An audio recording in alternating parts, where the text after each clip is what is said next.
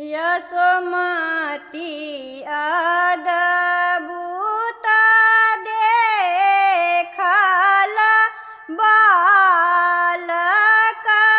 देखल रे ललना रे सुंदर हुनकर गात की बात पकठोसल रे ललना रे सुंदर हुनकर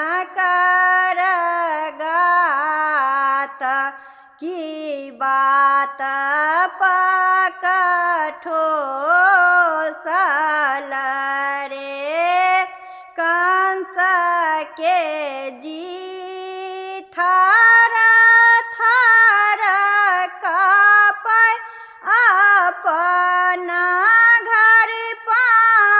पहुँचल रे ललना रे पूतना के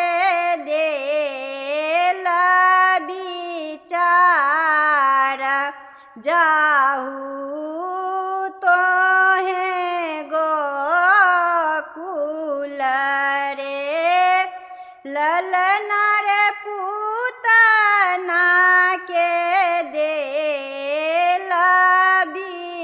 विचार जाहू तोहे गोकुल रे घर सँ बाहर भेली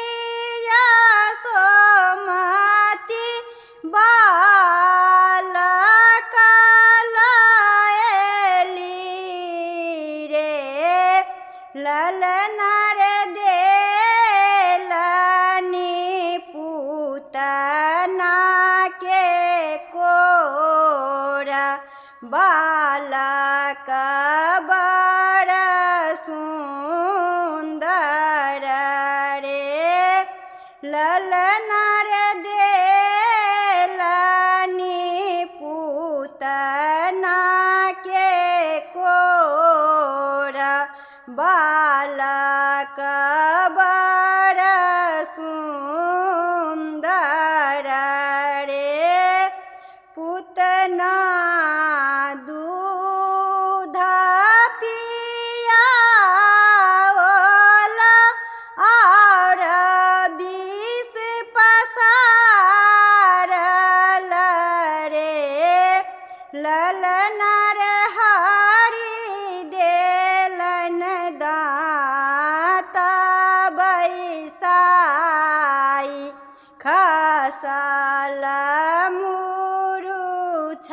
मुरुछाई रे ललना